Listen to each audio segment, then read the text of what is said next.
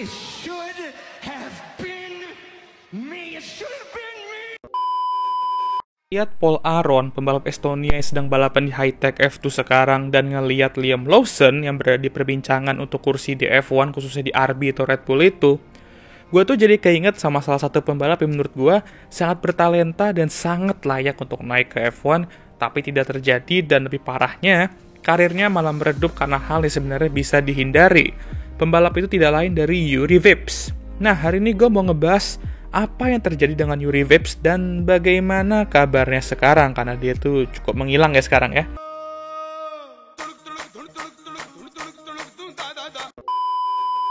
Jadi Juri Vips merupakan pembalap kelahiran 2000 dan berasal dari Estonia. Juri sendiri merupakan juara ADAC F4 Championship di 2017. Di tahun berikutnya, dia bergabung dengan Red Bull Junior Program dan dia juga juara kedua di Macau Grand Prix 2019. Nah, di tahun 2019 juga, dia balapan di ajang baru, yaitu FIA Formula 3 Championship bersama Hi-Tech, di mana dia tampil bagus dengan meraih beberapa kemenangan dan menjadi pembalap terbaik yang tidak mengendarai pajak prema. Iya, maksudnya gini, kalau soal F3, prema mah nggak pernah gagal lah ya, mereka selalu di atas sana dan selalu juara. Nah, kalau F2 ya sama, nggak pernah gagal juga. Nggak pernah gagal untuk bantu pembalap mereka ke F1 maksudnya. Lu so asik bang. Kalau soal setup mobil ya kadang-kadang aja gagal ya. Kayak musim ini contohnya. Anyway, meskipun begitu, cukup mengejutkan bahwa dia tuh nggak naik ke F2 di musim berikutnya. Heran juga gue saat itu. Bisa-bisanya ya kan, pembalap yang tampil bagus di F3 nggak naik ke F2.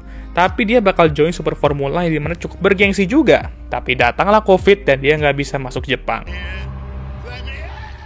Jadi dia beralih ke Formula Regional European Championship dan sempat balapan berapa kali dan meraih beberapa podium. Tapi jujur, tahun 2020 ini cukup berantakan lah untuk Juri. Karena harus sana sini. Jadi kayak ajang balapan itu kemana-mana dan gak jelas juga gitu. Nah, tapi datanglah akhirnya ya. Tapi akhirnya datanglah kesempatan dia untuk balapan di F2 bersama Dams. Jujur, gue sedikit campur aduk pas tahu berita itu. Seneng karena dia akhirnya dapat kesempatan di F2, sedih karena Bang Sean saat itu cedera dan beliaulah yang digantikan oleh Juri. Tapi jujur aja, performa dia saat itu lebih bagus, padahal cuma balapan 4 ronde aja, dan mampu meraih podium di Mugello.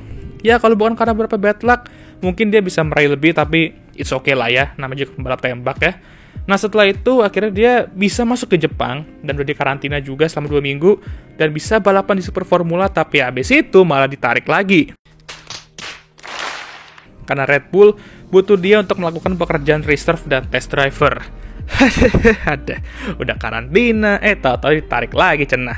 Ya setidaknya dia dapat role reserve driver Red Bull pada akhir 2020.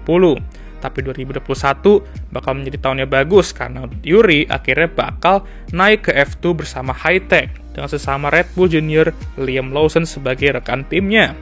Nah, di 2021, weekend format F2 ini emang agak aneh ya, karena cuma ada 8 ronde, tapi dalam satu weekend tuh ada 3 balapan, 2 sprint dan 1 feature race. Edan gak tuh?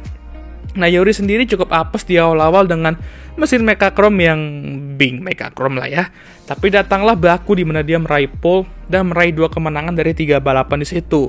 Tapi hanya itu aja kemenangan dia di musim itu. Masih luck nih orang ada ya, kayak ada aja apesnya. Tapi pada akhirnya dia mampu finish di top 6 di standings dan mengalahkan rekan timnya Liam Lawson dan menjadi rookie ketiga terbaik saat itu. Untuk 2022, Juri bertahan dengan Hi-Tech, tapi kali ini Marcus Armstrong adalah rekan timnya. New Zealand lagi ya rekan timnya ya.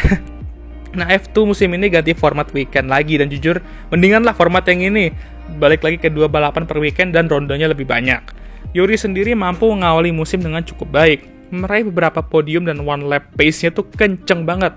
Makanya dapat pole terus kan. Cuman ada aja bad luck ya orang ini ya kan. Yang paling parah ialah ketika dia lagi mimpin balapan di feature race, nyaman-nyamannya, malah menglek-lekkan diri. Ya ini benar-benar membuatnya makin sulit untuk meraih gelar F2 itu karena udah buang-buang banyak poin. Nah, pada titik ini juga, dia berulah ketika dia sedang main game bersama Liam Lawson, di mana lagi streaming juga saat itu, ketika dia ngomong di N-word ya, dan akhirnya perilaku yang sebenarnya bisa dihindari itu, yang gue maksud tadi, itu membuatnya dikeluarkan dari Red Bull Junior. Karir hancur karena kasus rasisme, apalagi F1 juga saat itu lagi kenceng-kencengnya ngepromot anti-racism. Dan masalahnya semenjak itu, ya semuanya berubah ya untuk dia ya. Pace dia di F2 meredup, ya dimana gue nggak tahu ini pace dia atau mobilnya atau dua-duanya ya. Dan posisi reserve drivernya digantikan oleh Liam Lawson. Ya, pembalap yang streaming itu. Akhirnya Yuri mengakhiri musim F2 2022 di posisi ke-11. Jauh lebih buruk dibandingkan musim lalu, walaupun di depan rekan timnya lagi. Semenjak insiden itu, dia benar-benar silent banget di sosmed dan beberapa saat dia juga nggak ngasih update ya soal karirnya. Sampai akhirnya 2023, dia join IndyCar di 2 balapan terakhir, tapi habis itu belum ada update lagi. Perlu diingat, gue tuh nggak mendukung rasisme dan Yuri pun udah dikeluarkan dari Red Bull Junior karena perilaku itu.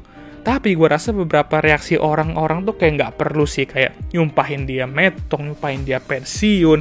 Gini loh, dia nih masih muda, dan kelakuan anak muda itu ada aja lah ya. Yang penting dia mengakui kalau itu salah, dan harusnya dia dibina dan tetap di-support habis itu. Sayang Red Bull yang nggak mau reputasi mereka hancur, jadi ya gue nggak bisa nyalain mereka juga untuk ngekeluarin mereka dari junior program mereka. Ingat, gue nggak support rasisme loh ya, tapi gue juga nggak setuju aja kalau karirnya orang hancur karena begitu aja. Apalagi dia udah mengakui kesalahannya dan bahkan meminta timnya untuk mengadakan semacam course gitu untuk ya mengajari dia lah dan memahami mana yang seharusnya nggak boleh untuk diucapkan. Apalagi setelah Mbah Helmut juga sempat kena kasus yang sama terhadap Checo, walaupun nggak N-word juga, dan Yuki sempat ngomong R-word juga waktu itu ya. Kalau mereka bisa lolos dan diampuni, maka Yuri Vips juga harusnya sama.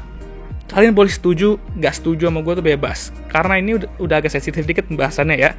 Nah ini menurut gue juga, tapi kalau seandainya dia nggak ngomong N-word itu, mungkin aja dia yang bakal dalam perbincangan kursi Red Bull itu atau RB itu sekarang, dan bukan Liam Lawson. Dan sama juga dengan debutnya musim lalu, mungkin dia yang harusnya debut di musim lalu itu.